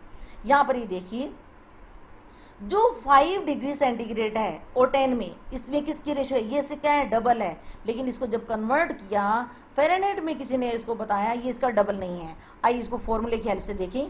सेंटीग्रेड को कन्वर्ट करने का, सेंटीग्रेड को फ़ारेनहाइट में कन्वर्ट करने का फॉर्मूला होता है centigrade into 9/5 plus 32 degree Fahrenheit. तो मेरा जो केस था 5 और 10 का था, और 5 और 10 को दोनों को मैं कन्वर्ट करके देखती हूँ, तो इसका आंसर आता है 41, इसका आता है 50। ये देखिए, यहाँ पर ही तो डबल का बन रहा है, ये ट्वाइस है, लेकिन ये नंबर ट्वाइस नहीं है। When we convert the above figure into centigrade, it is not double, but it in centigrade is what it was 2 times। तो यहाँ पर यही केस है कि इंटरवल के केस में ये, इसके पीछे कुछ रीजंस हैं कि यहाँ पर हम रेशियो कैलकुलेट नहीं कर सकते, और यहाँ पर जो 0 होती है वो 0 क्या होती है, वो ट्रू 0 नहीं होती। अगर फ्रेंड्स, कोई मेरा फ्रेंड किसी हिली एरिया पर गया है और वो मुझे वहाँ से अप्लाई करता है, मैं कहती हूँ वहाँ टेम्परेचर कैसा है, कहता है 0 डिग्री है। 0 डिग्री टेम्परेचर का मीनिंग क्या है, कि वहाँ टेम्परेचर है ही नहीं। किसी एक स्पेसिफिक पॉइंट को, एक स्पेसिफिक टेम्परेचर को 0 एज्यूम कर लिया गया है। जब किसी चीज़ को 0 एज्यूम कर लिया जाता है, जैसे ड्रेस के साइज में, शू साइज़ की मैं अगर बात करूँ, 0 नंबर के जूते आते हैं, 0 नंबर की ड्रेस आती है, 0 फिगर करीना कपूर है कहा जाता है, तो इसका 0 फिगर करीना कपूर अगर मैंने कहा, तो क्या उसकी फिगर एग्जिस्ट ही नहीं करती, नहीं एग्जिस्ट करती है। किसी एक स्पेसिफिक मेजर को जब 0 एज्यूम कर लिया जाता है, तो वो आर्बिट्रेरी 0 कहलाता है, वो ट्रू 0 नहीं होती। Features of interval scale, equal distance, 5 degree और 10 डिग्री में जो डिफरेंस है वो इक्वल है, 10 और 15 में इक्वल है। लेकिन इसके अंदर हम ये नहीं कह सकते कि जहाँ पर अगर 10 है तो वो उसका डबल है। आर्बिट्रेरी 0 होते हैं, ट्रू 0 नहीं होती। 0 degree centigrade does not mean the complete absence of temperature. जैसे 0 नंबर ड्रेस का भी मैंने आपको एग्जाम्पल दिया।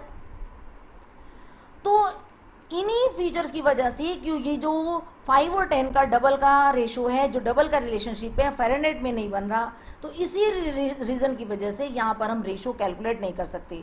Use for numeric data that is expressed in interval और सम काइंड। तो यहाँ पर प्लस माइनस तो कर सकते हैं, लेकिन मल्टीप्लाई डिवाइड हम नहीं कर सकते। इंटरवल स्केल्स की हम अगर सोशल साइंसेज की बात करें, अर्थक्वेक को रिक्टर स्केल पर मेजर किया जाता है। तो यहाँ पर एक रिक्टर स्केल आपको बताया जाता है, न्यूज़ में आता है कितने रिक्टर स्केल पर अर्थक्वेक था। तो यहाँ पर भी किसी एक जो अर्थक्वेक के कारण जो वाइब्रेशंस हो रही है अर्थ के अंदर, कितने वाइब्रेशंस को कितने रिक्टर स्केल्स की, इसकी कोई मेजरमेंट सेट की गई हैं। तो यहाँ भी जो ज़ीरो है वो ज़ीरो हमारा आर्बिट्रेरी है, वो ज़ीरो ट्रू ज़ीरो नहीं है। अगर मैं स्कोरिंग मॉडल की बात करूं, क्रेडिट स्कोर्स की बात करूं, डिफरेंट कंट्रीज को क्रेडिट स्कोर्स मिलते हैं, बैंक्स कस्टमर को क्रेडिट स्कोर देते हैं, सिबिल स्कोर की बात करें, तो वो पर्सन या वो कंट्री जब डिफरेंट कंडीशंस को पूरा कर रहे होते हैं, उन्हीं कंडीशंस के बेसिस पर उनके स्कोर्स डिसाइड होते हैं। वहाँ जीरो का मतलब आर्बिट्रेरी जीरो होता है, जीरो का मीनिंग ट्रू जीरो नहीं होता। जैसे मैं आईक्यू की बात करूं, आईक्यू भी मेजर किया जाता है, उनके डिफरेंट मेजरमेंट्स होते हैं। किसी का आईक्यू जीरो का मतलब ये नहीं कि उसमें ब्रेन ही नहीं है, तो उसमें ब्रेन तो है, लेकिन उसको डिफरेंट कंडीशंस के अंदर जितने उसने आंसर दिए उसके अकॉर्डिंग उसका आईक्यू बताया जाता है। फ्रेंड्स, अगर हम बात करें बिहेवियरल साइंसेस की, जहाँ पर डिफरेंट टाइप्स की रिसर्च होती है, एटीट्यूड मेजर किया जाता है, बिहेवियर मेजर किया जाता है, सेटिस्फेक्शन लेवल मेजर किया जाता है, एग्रीमेंट लेवल मेजर किया जाता है, तो उस केस में हमारा इंटरवल स्केल कैसा होता है। इस इंटरवल स्केल को समझने के लिए हमें ज़रूरत है टाइप्स ऑफ स्केल समझने की, जो दो तरह के होते हैं। रिफ्लेक्सिव स्केल होता है, फॉर्मेटिव स्केल होता है। जब हम लिकर्ट स्केल की बात करते हैं तो लिकर्ट स्केल्स के क्वेश्चन हम देखते हैं इस तरह से लिखे होते हैं। How important is the price to buying this car, लिखा होता है least important, unimportant, neutral, unimportant, most important. तो यहाँ पर जो मैंने इनकी कोडिंग दी है वो 1 2 3 4 5 दी है। How do you rate the work environment of your organisation, very good, good, neither good, nor bad, bad, very bad. तो यहाँ पर जो देखो कोडिंग है 2 1 0 -1 -2 है। अगर मैं एक और स्टेटमेंट की बात करूं, the counter clerks at the ICICI bank are very friendly, strongly agree, agree, neither agree, no disagree, disagree, strongly. यहाँ पर जो कोडिंग दी है 5 4 3 2 1 की बात की है। फ्रेंड्स, यहाँ पर मैं बात कर रही हूँ स्केल्स के ऊपर, इंटरवल स्केल्स के ऊपर मैं बात करने जा रही हूँ। तो लिकर्ट स्केल्स के जो क्वेश्चन है, सबके मन में जो डाउट रहता है कि जब हम स्टेटमेंट को इस तरह से पूछते हैं, स्टेटमेंट्स को सिर्फ हॉरिजॉन्टल लिखने से वो लिकर्ट स्केल नहीं बन जाता।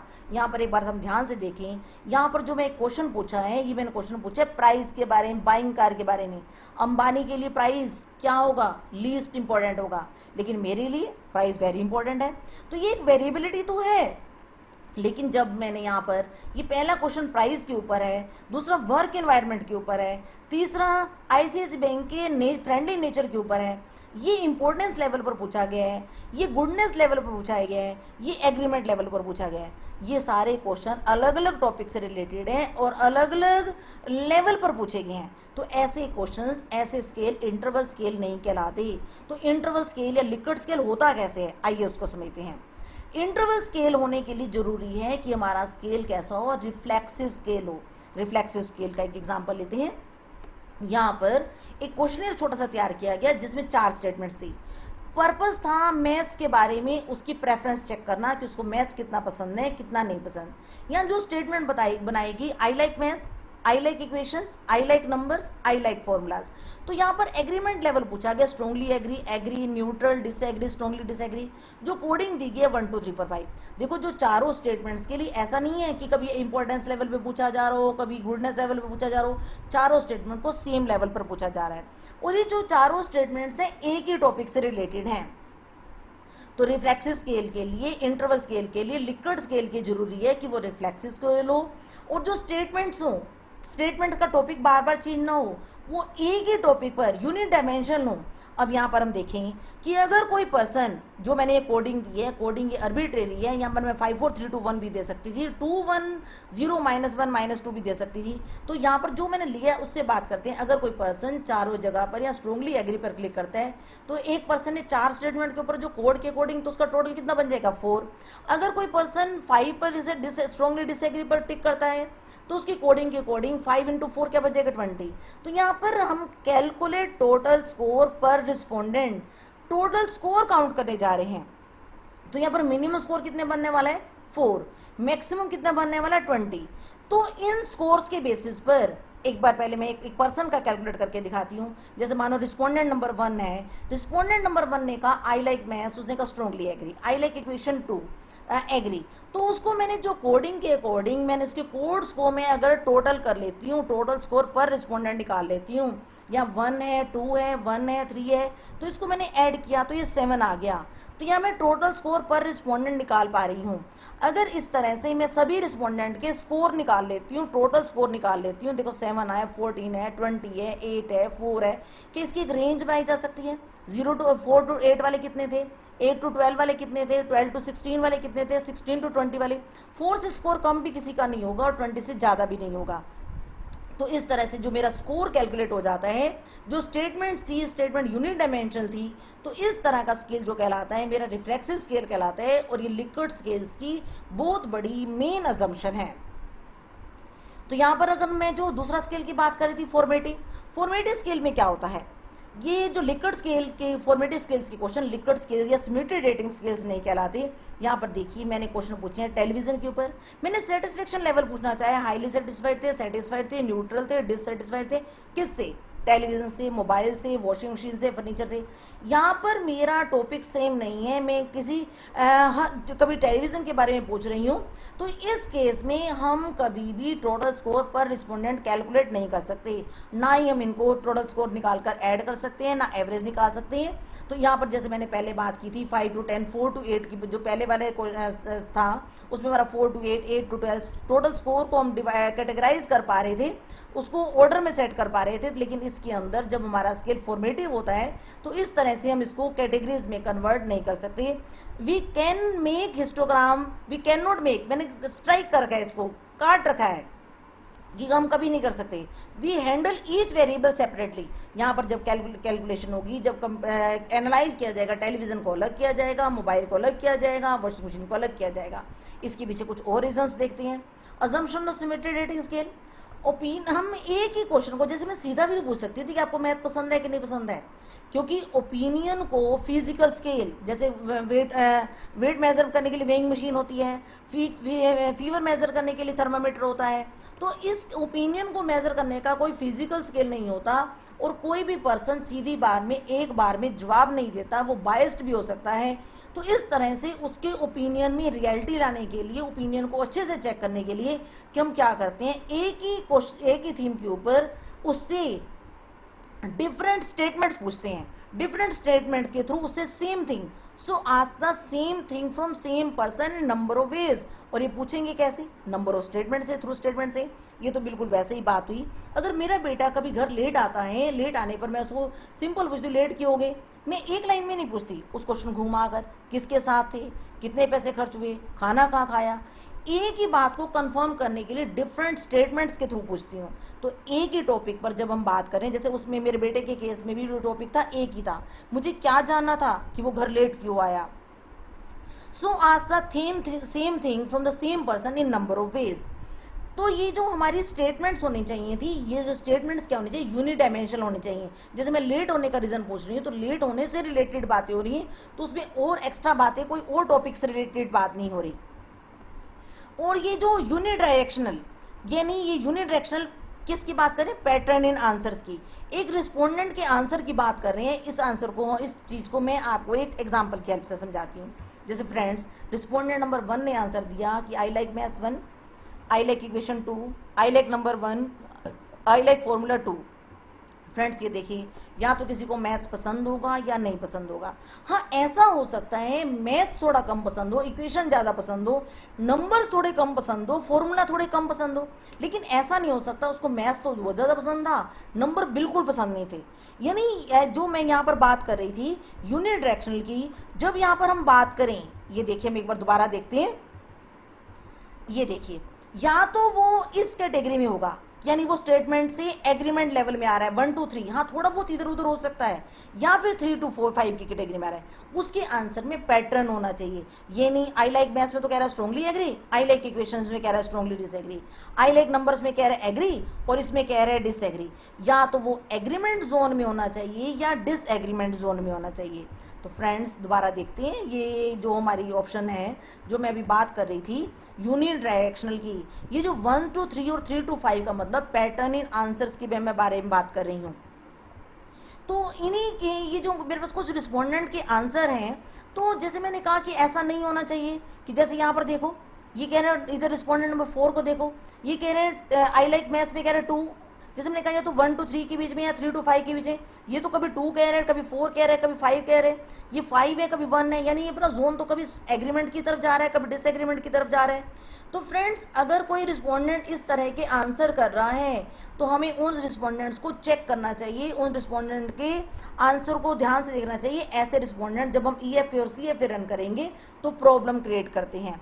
तो ऐसे रिस्पोंडेंट को या तो क्वेश्चनियर एडिट करके, यानी उसी टाइम जब हमने क्वेश्चनियर लिया तो अगर कई क्वेश्चनियर में उसको भरने में दिक्कत आ गई है तो लेकर उसी टाइम ठीक करना चाहिए। नहीं तो अगर हमारे क्वेश्चनियर में हमारे डेटा के अंदर ऐसे रिस्पोंडेंट की संख्या अगर ज़्यादा होगी तो हमारे रिजल्ट भी अच्छे नहीं आएंगे, हमारी रिलायबिलिटी और वैलिडिटी का इशू हो जाएगा। Interval scales have equal and definite interval between two measurement. Interval scales have an arbitrary minimum and maximum. Arbitrary minimum का मतलब जैसे मैंने कहा था कि आपको strongly agree, neutral, disagree, strongly disagree. हम 1 2 3 4 5 भी दे सकते हैं। मिनिमम मेरा इस केस में एग्जांपल में क्या 1 हुआ, मैं 5 4 3 2 1 भी दे सकती हूँ, मैं 2 1 0 -1 -2 भी दे सकती हूँ। तो मेरा इंटरवल स्केल्स में जो कोडिंग है वो आर्बिट्रेरी होती है, मिनिमम मैक्सिमम चेंज हो सकता है। The limiting factor of interval scales begin eight 1 और 0 टाइम। मैं अपनी कोडिंग 0 1 2 3 4 5 भी कर सकती हूँ। नॉर्मली ट्रेडिशन क्या है, 1 2 3 4 5 या 5 4 3 2 1 या 2 1 0 -1 -2 करते हैं।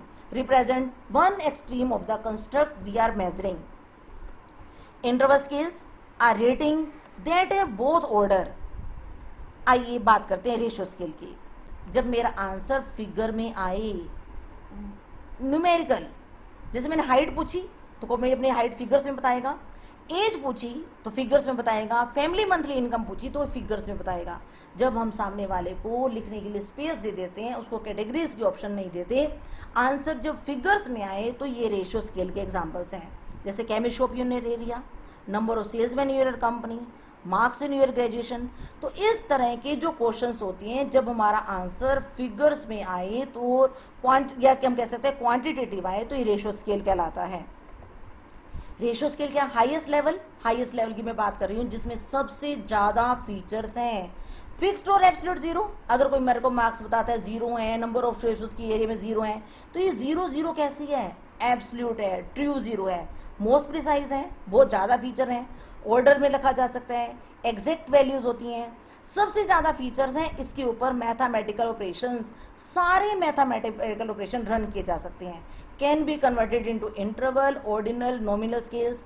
यानी अगर मेरे पास सब पर्सन की इनकम अलग अलग आ रही है, इनकम अलग अलग आने के बाद उसको मैं ग्रुप में कन्वर्ट करना चाहती हूँ, 0 to 20,000 वाले कितने हैं, 20 to 40 वाले कितने हैं, मोर देन 40 वाले, यानी रेशो डेटा को कलेक्ट करने के बाद उसको ऑर्डिनल में, नॉमिनल में, लेस इनकम वाले, लो इनकम, हाई इनकम, तो इस तरह उसको हम इनमें भी कन्वर्ट कर सकते हैं, डिफरेंट स्केल्स में भी कन्वर्ट कर सकते हैं।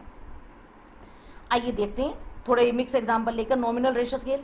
यहाँ पर मैंने IPL की कुछ टीम्स के नाम लिखी हैं। ये जो टीम्स हैं, ये जो टीम्स के नेम हैं, आपको कौन सी टीम पसंद है या कौन सी टीम जीती या कौन सी टीम हारी, तो ये जो एग्जांपल हैं ये नॉमिनल स्केल का है। लेकिन यहाँ पर ये जो बात करें Indian premier league cricket team which spend most in 2000, यानी जिन्होंने खर्च की बात करें, अमाउंट की बात करें, तो ये किसका है, ये रेशियो स्केल का है।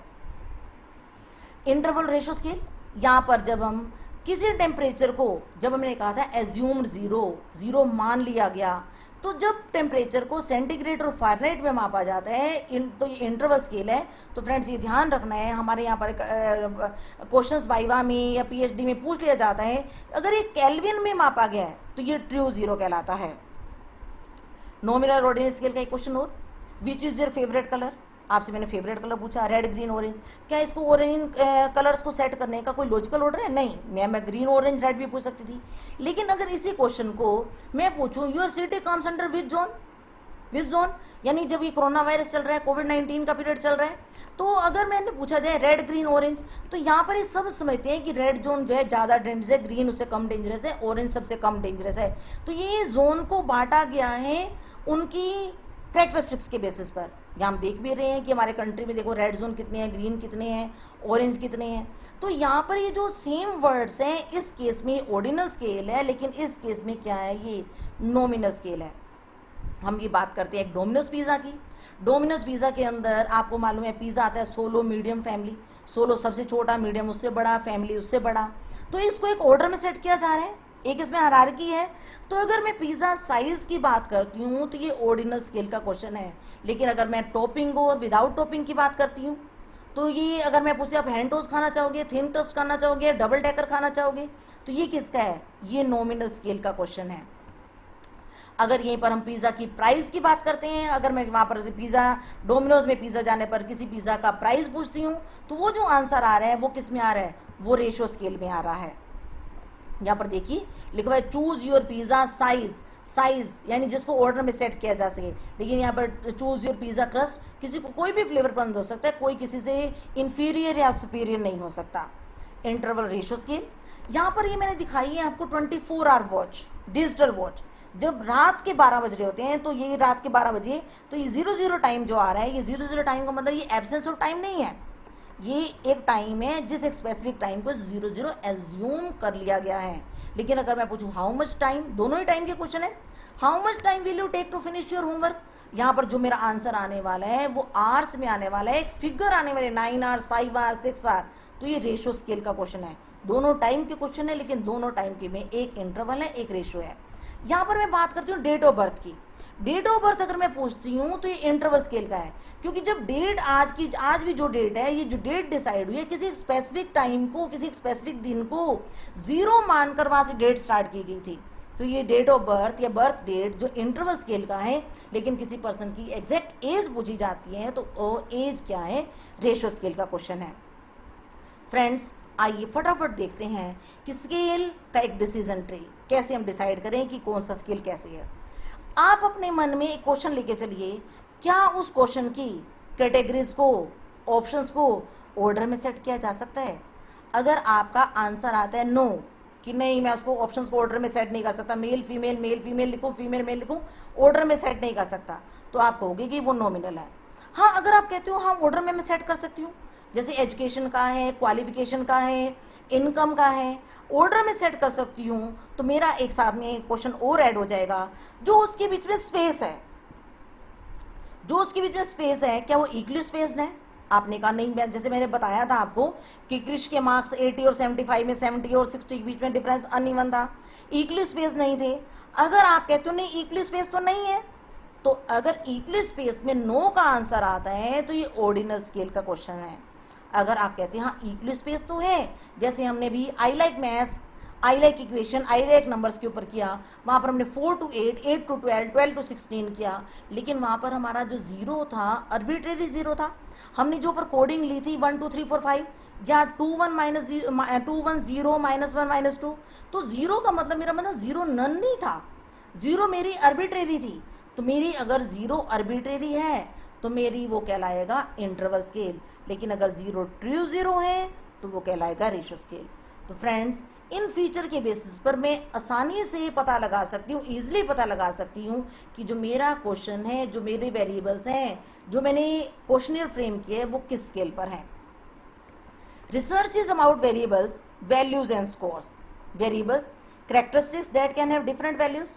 जैसे हम बात कर रहे हैं अपने पहले एग्जाम्पल की, जहाँ मैंने एक्ट्रेसेस की कैरेक्टरिस्टिक्स उसके ऊपर, जैसे उसके बारे में आप मैरिड हैं, अनमैरिड हैं, आप फिट टू फिट हैं, तो डिफरेंट कैरेक्टरिस्टिक्स के ऊपर जब हम बात कर रहे थे, कैरेक्टरिस्टिक जहाँ पर डिफरेंट वैल्यूज आने के चांसेस होते हैं वो वेरिएबल कहलाते हैं।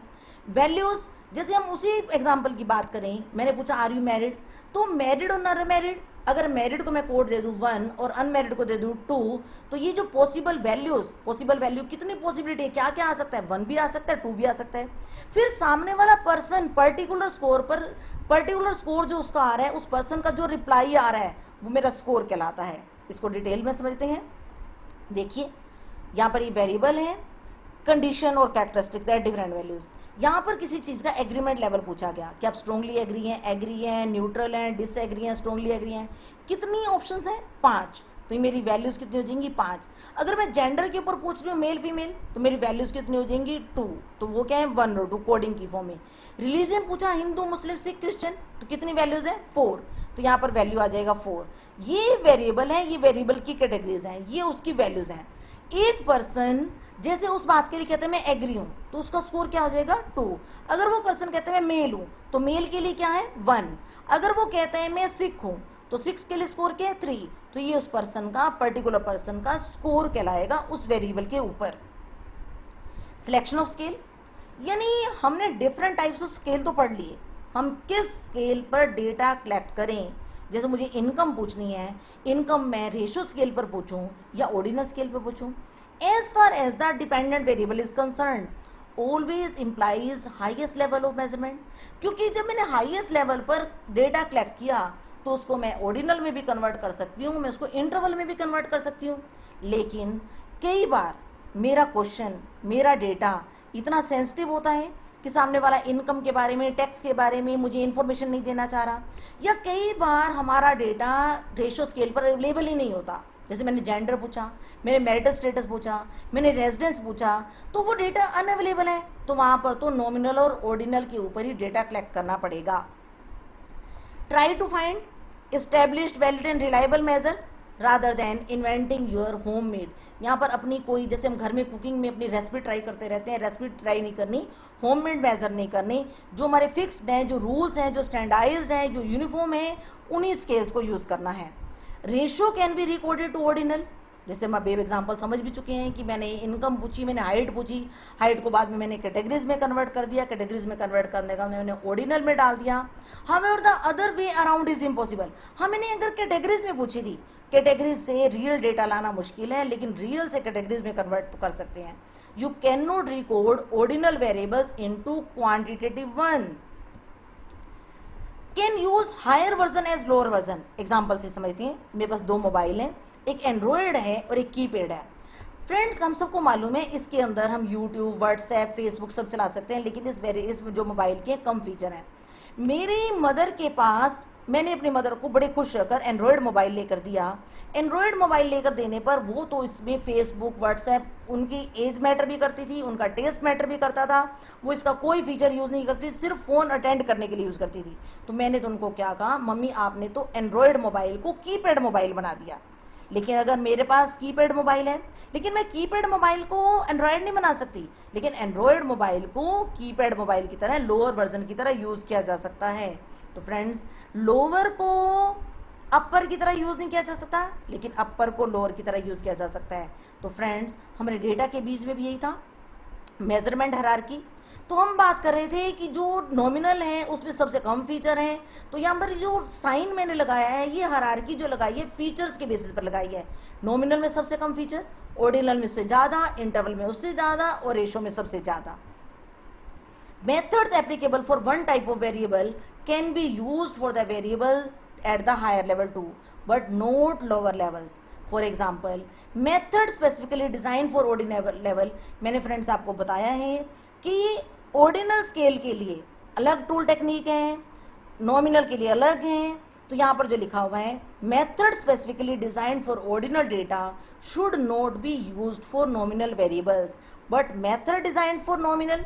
नॉमिनल वाले मेथड हमने अपने रेशो स्केल के डेटा को नॉमिनल में कन्वर्ट किया और नॉमिनल के डेटा पर हमने वो टूल टेक्निक्स लगा दी। Design for nominal can be used for ordinal.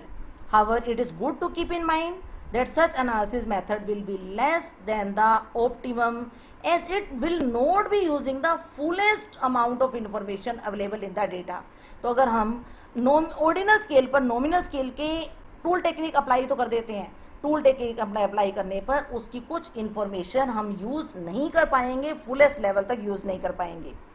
तो चॉइस ऑफ टेस्ट, कौन सा टूल टेक्निक कब लगाएं, ये क्या प्रोसेस है, क्या कैसे डिपेंड करता है फ्रेंड्स, डिपेंड करेगा आपके पर्पस के ऊपर। पर्पस ऑफ स्टैटिस्टिकल एनालिसिस, आपका पर्पस क्या है, आप क्या चेक करना चाहते हैं। टेस्ट ऑफ डिफरेंस, जैसे दो यूनिवर्सिटीज़ की परफॉर्मेंस के बीच में डिफरेंस चेक करना चाहते हैं कि 2 यूनिवर्सिटीज़ के बीच में डिफरेंस है कि नहीं है, प्लेसमेंट में डिफरेंस है कि नहीं है। तो मेरा पर्पस यहाँ पर डिफरेंस चेक करना है। टेस्ट ऑफ रिलेशनशिप भी हो सकता है, जैसे एडवर्टाइजमेंट और सेल्स में रिलेशनशिप, एज और हाइट में रिलेशनशिप, तो मैं यहाँ रिलेशनशिप चेक करना चाहती हूँ। प्राइस और डिमांड के बीच में कैसा रिलेशनशिप है। प्रिडिक्शन, मैं एडवर्टीजमेंट पर अगर 10,000 खर्च करूँ तो मेरी सेल्स कितनी होगी, तो ये किस चीज़ की बात हो रही है, प्रिडिक्शन की। तो फ्रेंड्स आपका इनमें से पर्पस क्या है, टेस्ट ऑफ डिफरेंस चेक करना चाहते हैं, टेस्ट ऑफ रिलेशनशिप है या प्रिडिक्शन है। तो हर चीज़ के लिए, हर ऑब्जेक्टिव के लिए, हर पर्पस के लिए हमारे टेस्ट अलग हैं। तो सबसे पहले आपको पर्पस डिसाइड करना होगा।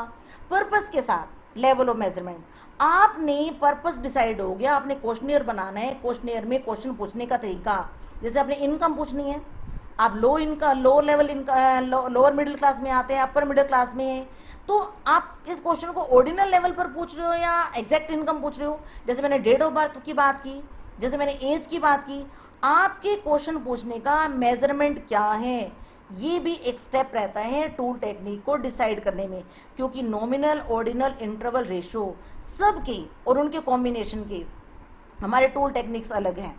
Number of set of sample, आपके पास सैंपल सेट कितने हैं, आप 1 सैंपल पे काम कर रहे हो, 2 पे कर रहे हो या मोर देन 2 पर कर रहे हो। फिर उसके बाद आता है नेचर ऑफ वेरिएबल, आपके वेरिएबल्स का नेचर, डिपेंडेंट और इंडिपेंडेंट। जैसे मैं यहाँ पर एग्जांपल देती हूँ, एज डिपेंड्स ऑन या हाइट डिपेंड्स ऑन एज, तो यहाँ पर हाइट क्या है, डिपेंडेंट है, एज क्या है, इंडिपेंडेंट है। तो आपके वेरिएबल्स के बीच में जो नेचर है वो डिपेंडेंट है, इंडिपेंडेंट है या मॉडरेट है। तो नेचर ऑफ वेरिएबल्स पे भी डिपेंड करेगा आपके टूल्स टेक्निक।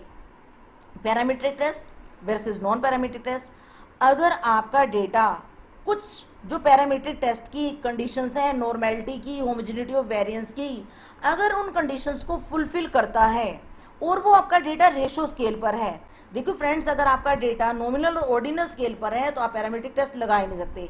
पैरामीट्रिक टेस्ट लगाने के लिए कंपलसरी है कि वो डेटा हमारा रेशो या इंटरवल स्केल पर हो और उसके साथ साथ उसके कुछ जो अजम्पशंस हैं उन अजम्पशन को फुलफिल करता हो, तो हम पैरामीट्रिक टेस्ट लगा सकते हैं। अदरवाइज हम वो नॉन पैरामीट्रिक टेस्ट नहीं लगा सकते, तब हमें नॉन पैरामीट्रिक टेस्ट की हेल्प लेनी पड़ती है।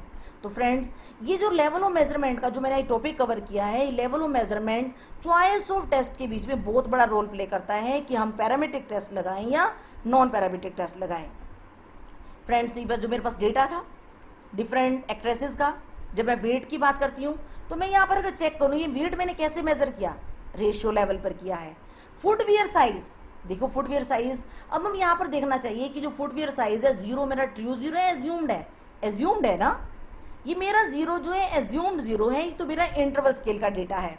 फिगर तो है लेकिन जो 0 है एज्यूम्ड 0 है। बिल्कुल टेम्परेचर वाला एग्जांपल भी हम याद रख सकते हैं। मैरिटल स्टेटस, मैरिड या अनमैरिड, तो इनकी ऑप्शंस को ऑर्डर में सेट नहीं कर सकते, तो ये मेरा कैसा है, नॉमिनल स्केल का है। स्टार किड, तो ये भी क्या है, नॉमिनल स्केल का है। Qualification, graduate, post graduate, 12th, हाँ इसको एक लॉजिकल ऑर्डर में एक सीक्वेंस में सेट किया जा सकता है, तो ये मेरा किस चीज़ का है, ऑर्डिनल स्केल का है।